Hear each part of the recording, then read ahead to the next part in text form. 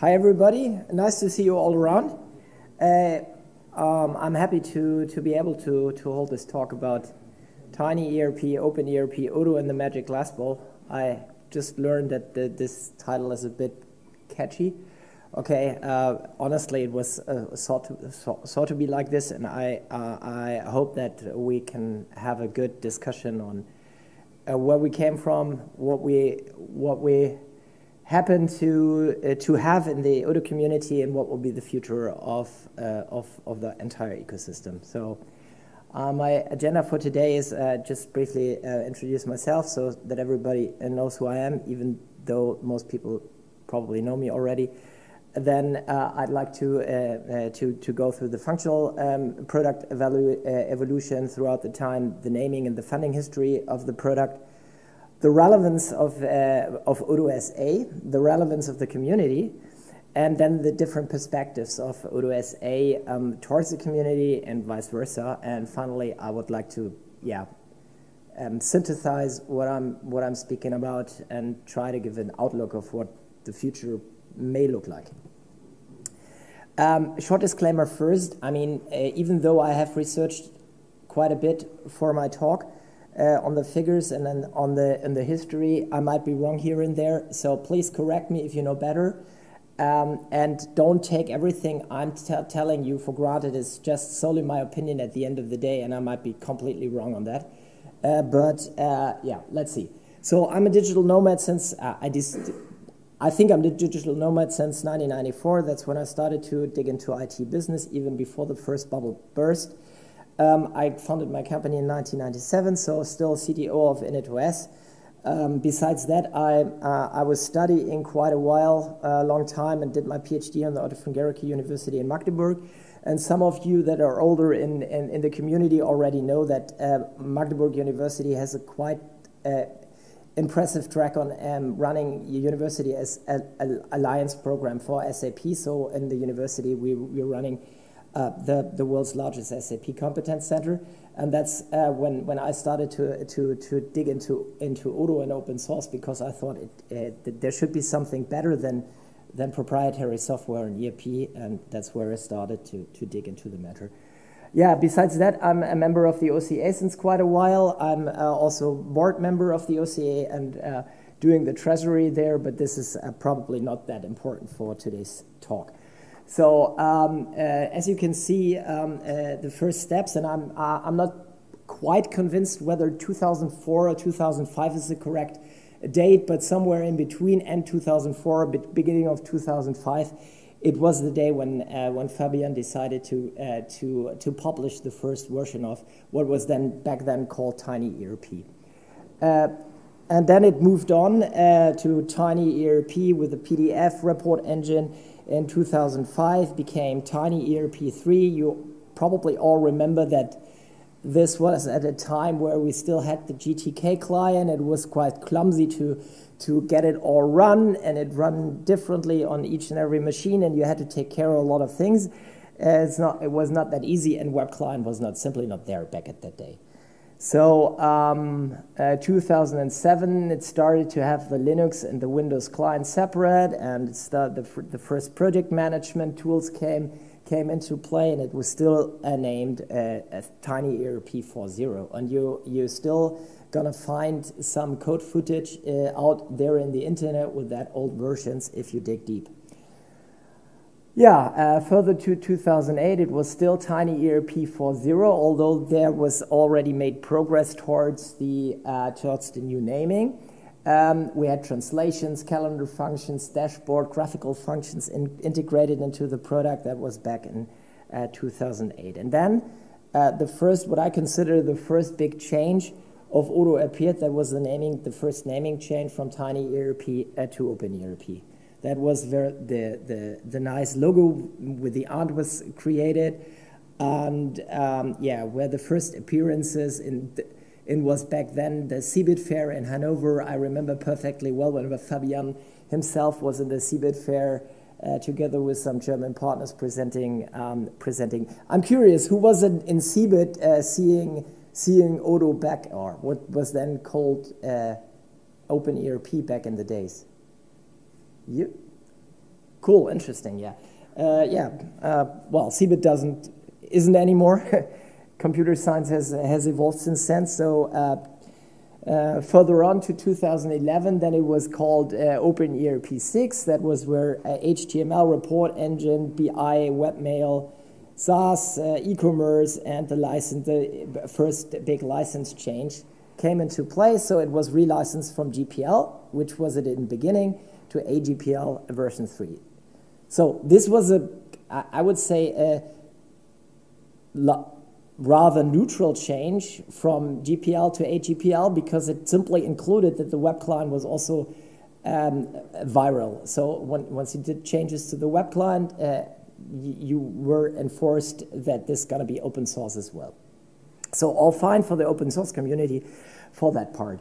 Then there was an intermediate version. I could only call it intermediate version. I never really realized why it was called 6.1, but that was an important milestone probably.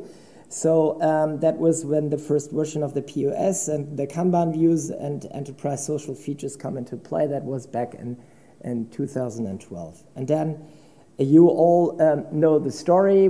What was the next pretty massive change was the Odoo event in Belgium, where they, in the first day of the keynote, unveiled that it's not going to be named OpenERP any further, but Odoo.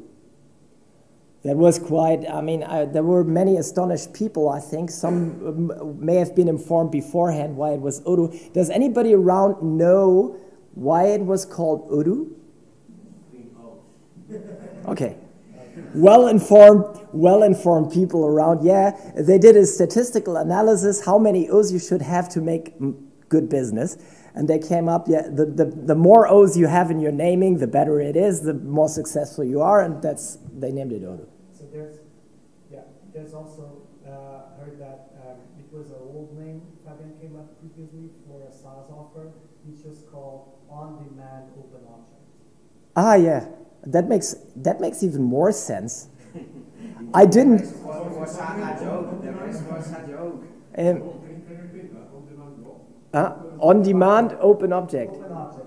At the beginning, the framework was separate from the add-ons, and the framework was called open object. Right, that was a reference, I think, to SAP because they had this entity object model as well. So, but I'll come to that SAP Odoo relation a bit later. So that's just a product improvement now. So 2015, we had this change to LGPL. In this, I think, was where this community was first frightened because that was quite a massive change. Nobody could really predict what the future would look like with this massive change because, as you know, lesser GPL is a permissive license. Weak copyleft license, to be precise, and a weak copyleft license only requires you to contribute changes to the core, but you can have a derived product on top of that that is just loosely coupled and linked, and then you can still have a proprietary product on top of that LGPL license core. So, but this, I will come to that later. This change was induced by,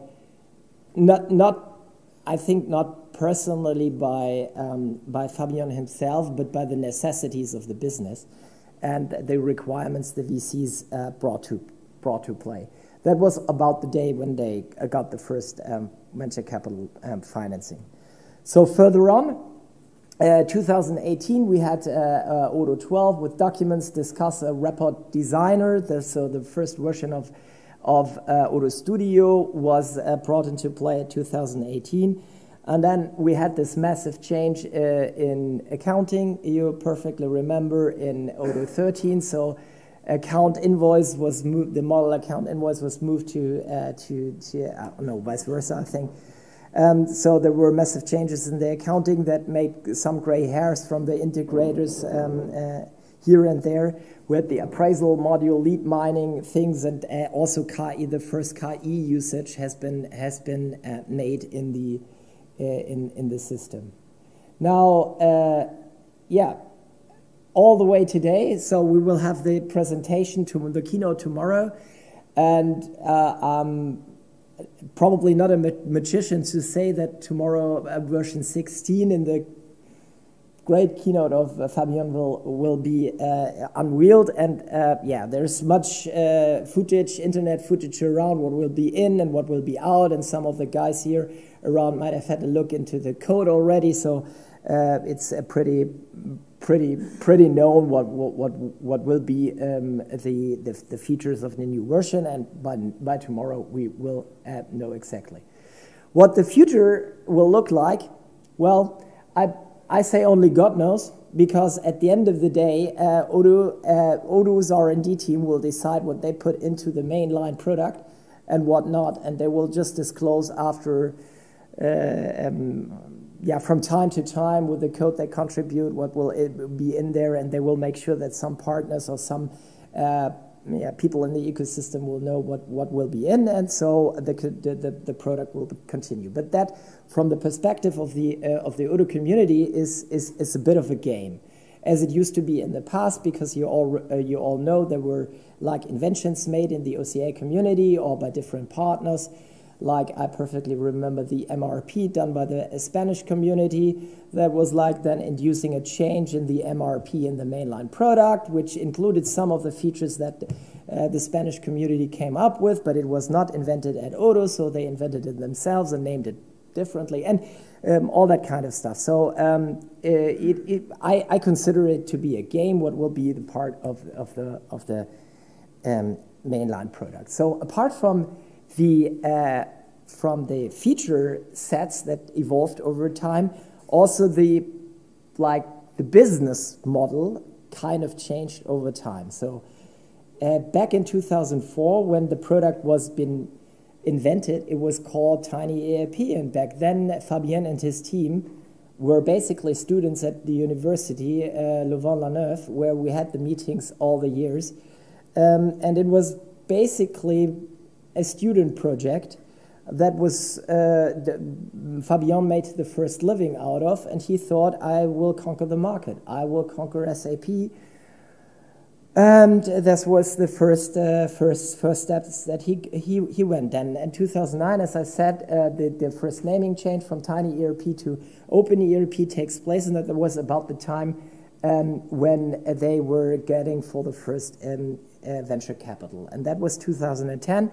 When Odoo got the first venture capital invest. This was back at the days $3 million investment provided by Sofina Tech Funds, together with Iliad co-founder Xavier Niel. He's a well-known person in France, as I learned, while investigating some of the billionaires of less popular billionaires among stock owners, but in tech he is quite renowned in France.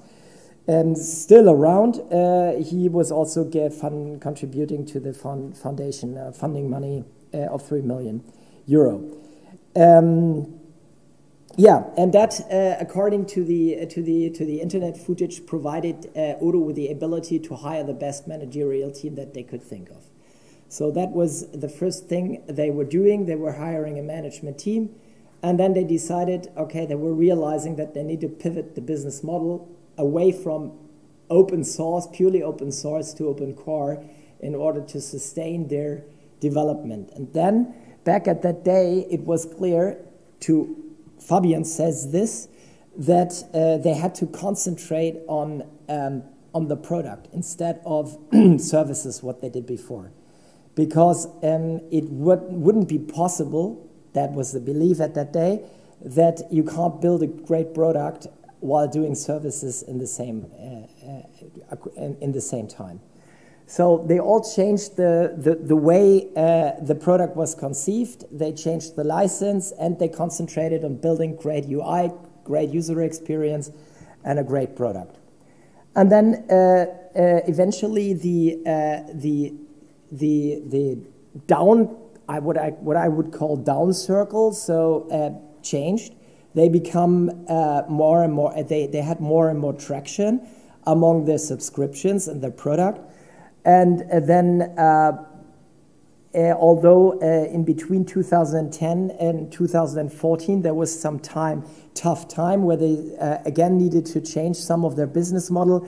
They received the next funding of 10 million euro in 2014. And that was provided by Sofina Tech Funds again, so they increased their investment. And the regional fund of the region of Wallonie also stepped into the group of funders together with Exchange. So at that day, Odoo had in total 3 VC companies investing into the product. And with that money, they focused on R&D and growth, and that was about the time when they started to hire not only a managerial team, but grow the developer team and started to develop lots of new features. And then 2014, as I said, there was another magical change of the 3 O's, okay? On-demand, open object. And then it went on to a 90 million investment that was just 2019. So maybe only some of you knew that there was a $90 million investment by a new venture capital company called Summit Partners. They joined all the old partners. So in total, we had 4 venture capital companies investing in Odoo at the end of 2019. The focus of this was rapid product development pace and continual global expansion. That was about the time when they invested massively in the North American market, created and invested a lot in marketing, did all the billboard campaigns and things like that. And now what I didn't know, even before I started my talk, is that late 2021, who knew that they were receiving another round of venture capital invest at the end of last year? Okay, quite a few of you knew. I didn't knew, and this was quite a new ticket. And this huge ticket was like a little bit different from them all, because Summit Partners paid off the initial investors. So the initial investors, Exchange and Sofina Tech Funds, made their exit. And it's only Summit Partners remaining, and the SRIV, the Wallonie Regional Investment Fund, is still part of it. But what makes Odoo completely different from a financing perspective is that at that day, when a company receives $250 million, a startup company, you would anticipate that most of the shares are already owned by the venture capital companies. But luckily, and this is a good news for us all, this is not the case in case of Odoo. So still the majority of the shares is owned by the managerial team among Fabien, which in turn makes Fabien a billionaire. So probably the only billionaire you know in person. But nobody knows, but depending on how you evaluate, but he will be among the 20 most rich person in Belgium already. So I come to the founder's vision. So at the beginning in 2005, it was Fabien Pincars who started TinyERP with a bold vision. And the plan was simply changing the world. That is what he said he was gonna do. And there is internet footage that says, okay, what do you need to do in order to change the world? You have to find the bully of the class and compete against him. And the bully of the class was SAP back at the days, and it probably is today. So that's when Fabien and his team of mates in the university decided, okay, we're gonna take us 3 years. We take down SAP, and for that reason, we're buying the domain, SAP. To actually tell them. Good. The story about SAP is a little bit different, because I think I was reviewing the web archive to see when the domain has actually been used in the past, and it has been used, and I think he got some not so nice letters from SAP back in the days when he used it, so it has never been used again. Especially for websites, but it's still there. It's still owned by Odoo, but nothing. You can find nothing on SAP. 2009, there was this magical moment with the Danone's managers, and you still find footage in the internet about that one, when Fabien, back in that days, quite young guy, with bold vision, was ending up at Danone's headquarters, trying to convince the people to use Odoo. And it was just a branch of Danone, to be precise. It was just a research project from them internally, but the managers asked him, why should we take a software that was back at that day still called TinyERP? Something that is TinyERP can't be used by us, it must be bolder vision. So that was the first change on naming that was induced most probably by these Danone guys. So 2010, the pivoting of the business model raised the first money. Then in 2011, they had a tough moment when they're missing their expectations on growth. But that was just because they didn't get the figures right. And then, as Fabien reported it famously, there was a more intelligent guy summing up the figures on a larger scale and on a larger time frame. And then they found out, okay, the business is just going right, but it's not like a sprint, but rather a marathon to try to convince the market and conquer the market. Yes, as of 2021, the vision is now officially disrupt the market. I mean, we are all part of the market probably because we think it's going to be a disruptive market at the end of the day, but now it's officially the goal of Odoo to disrupt the ERP market, and that is officially to take the SAP business model down. And if you see what SAP is doing, how the shares of SAP and others are doing, they probably got it right, because SAP shares are shrinking since quite a while with the new management, and they just can't make the turnaround. Okay, now that we've learned about the product and the investment, so let's spend a moment on the relevance of Odoo S.A.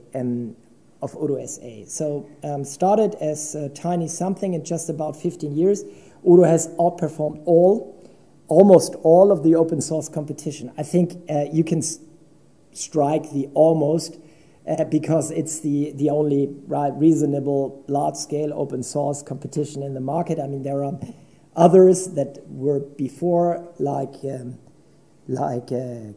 Compere and like Metas and lately even ERP Next, but there are Dollybar, so there are some competition, but nothing really at that scale. So it outperformed the open source market by means of functional completeness, maturity of the product, and community and market reach. As you can see, I mean, we are probably the only community in an open source ERP ecosystem at that scale. And I think we could all be proud to be part of that, and proud to be part of that community.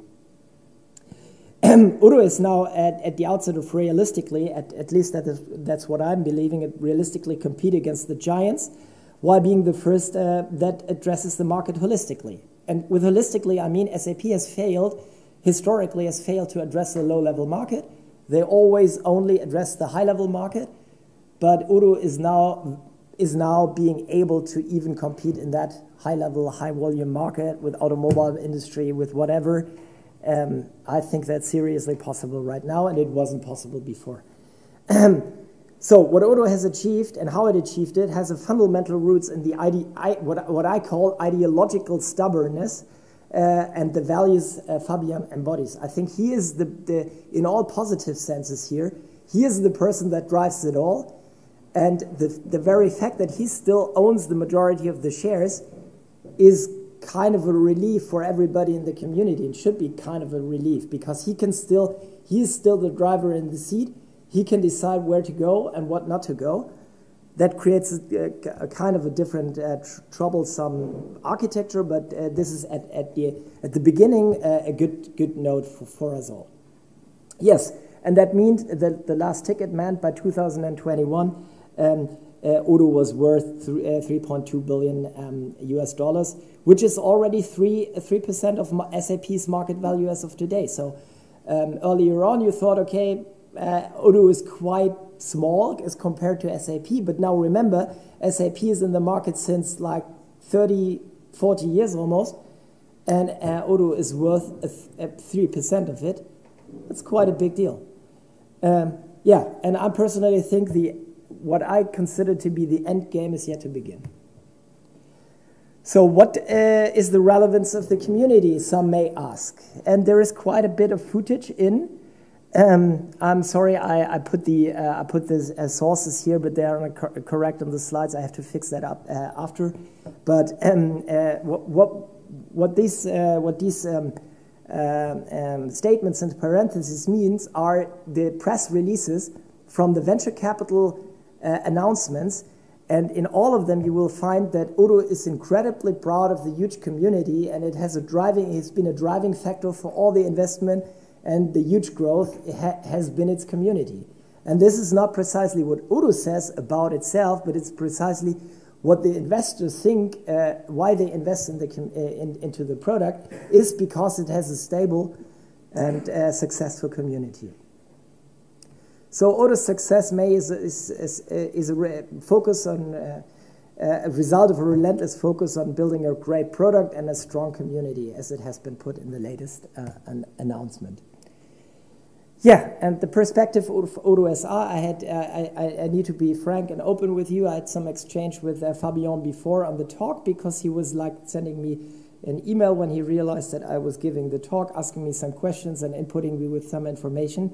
So I try to balance that as a scientist would do, so not to be biased too much, and bring it into play and evaluate it against what I had researched so far. So the perspective of Odoo is a sustainable value stream is needed to control strategic product development and pay the developers. This was the initial move why they had to go from open source, completely open source, to open core. And as Fabien puts it, he thinks it was the single largest mistake of him that he couldn't manage this transition in a good way. He believes that, and I'm pretty confident that he's right about that. The transition was not made that good, and there was lots of rumors created when they did it. But I think it was the only way to sustain the business model at the end of the day, because pivoting away from a service model to a product model required them to pay their developers, and the only thing you can pay developers is if you have something to sell. This was the product licenses with the open core model. Yeah, and you continue to do so and one of the things that you need to take into account is that if you would like to do so, if you would like to build a great product, it doesn't only require huge investments up front, but you need to get these payments refunded afterwards and repaid. And usually the people that are providing the capital to do this huge investment in R&D would like to have a multiple of what they invested up front in order to have a decent margin on their initial investment. Yeah, so reliable and complex professional services are important to the ecosystem, but don't lie at the Odoo's core business model as of today. Therefore, a partner network is really relevant today. Yeah, the perspective of the community is a little bit different. We all came across the problems with getting patches into the core and with patching, and even doing like security patches for the product. So it has been a nightmare for some of the people around to get patches into core. An active or vibrant community in our mind needs recognition of their work, and the community should play an active role in the strategy game to sustain. So we should take part in the strategic development of the product, which we just do to a limited account, I would say. Yeah, services are offered by the vendor should be as much possible, as much reliable as possible. And I think, yeah, some people do have their doubts whether the services that Odoo is providing, especially when it comes to enterprise migration, are that reliable. But this is something that a good community would require from their vendor, so that the service that they're going to provide is reliable. even for complex scenarios. So that brings us to the conclusion. I lost a slide. So I think the near future will be tough because we are in the midst of a climate, economic, global crisis, I would say. So we're better off to lower expectation and invest in resiliency. All of us, I think, is not. I hope it's just not only a German perspective on how to do that, but a global one to invest in resiliency. A great overall product needs a committed and vibrant international and fundamentally open community. And a single vendor and majority control will be key to navigate through this rough waters. That's at least what I believe, as long as they are going hand in hand. The Odoo ecosystem, I think, will continue to win large projects and even larger projects in the future, but probably less of them. So it will be tougher to get these large projects. It will involve many more of the community members to get that run, but yeah, it's gonna be tougher to find them as Odoo is progressing towards the giants in industry. It's gonna be harder also to compete against proprietary products, because at the end of the day, multinational companies are then in the hands of the software, and they need reliable service and reliable partners to do so. Yeah, finding and maintaining individual sustainability for the vendor, the community, and the partners will continue to be a tough ride. Why I'm saying this? Because Odoo is in a very strong position. In a newer version of I just realized that this is not the newest version of my slides. I'm sorry for that. But in the newest version of the slides, I put the Porter's 5 Forces model. Who knows the Porter's 5 Forces model? Okay, just one. Okay, it basically has all the market participants in a model and says what is the strength of the market competitor in a model. And from that picture, so we have a core in the middle, which is the market we all compete in, and then we have the threat of substitutes, the threat of market entrance. We have also new supply that is being added to the community, and that all plays a role. By new supply, I mean new partners added to the gold service, platinum, whatever partnership that Odoo is continuing adding, but they are not providing that well service, but they all compete in the same market. So that makes it continuously worse for all the market participants to compete, because there are false positives in the market. Yeah, Odoo won't work the way it works without a strong community. That's my strongest belief. So but the community won't work without a strong and committed vendor either. So we are better off to work together. Yes, thank you for the remind. Open core continues to be probably the only viable sacrifice that we all have to take in order to make that sustainable. Yeah, let's see what happens. Thank you for your audience.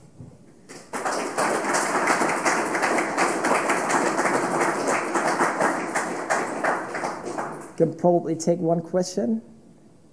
Okay. Is there one? No? Good. Who's the next one? Who's the next one?